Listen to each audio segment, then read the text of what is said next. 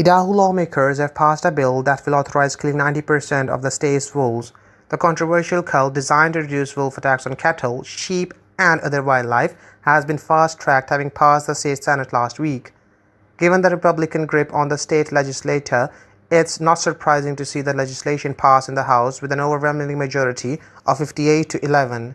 It will now be passed over to GOP Governor Brett Little, who hasn't indicated his support for the bill as his office doesn't comment on the proposal prior to his signature.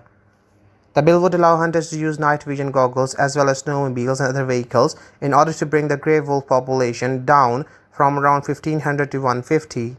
As per AP, House Majority Leader Mike Mole, who's also one of the bill's sponsors, said, "We have areas of the state where the wolves are having a real detrimental impact on our wildlife. They are hurting the herds, elk and deer.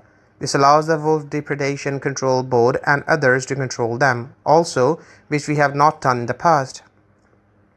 In October last year, grey wolves were removed from the list of endangered species in the U.S., prompting states to revisit legislation regarding hunting restrictions.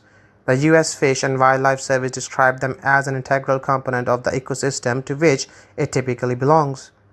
However, cattle and sheep ranchers allege they've lost hundreds of thousands of dollars due to wolves either killing or harassing their animals. Environmental groups have widely opposed the legislation, asking Little to veto it.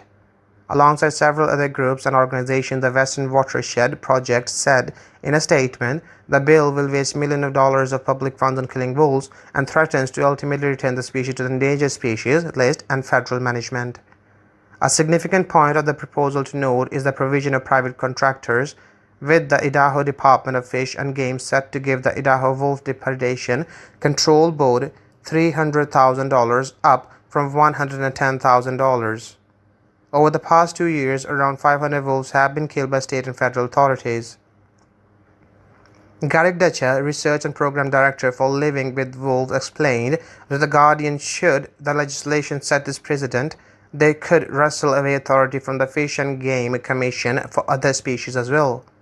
He added, every year we lose far more cattle to coyotes, to bad weather, to birth complications and disease, orders of magnitude more.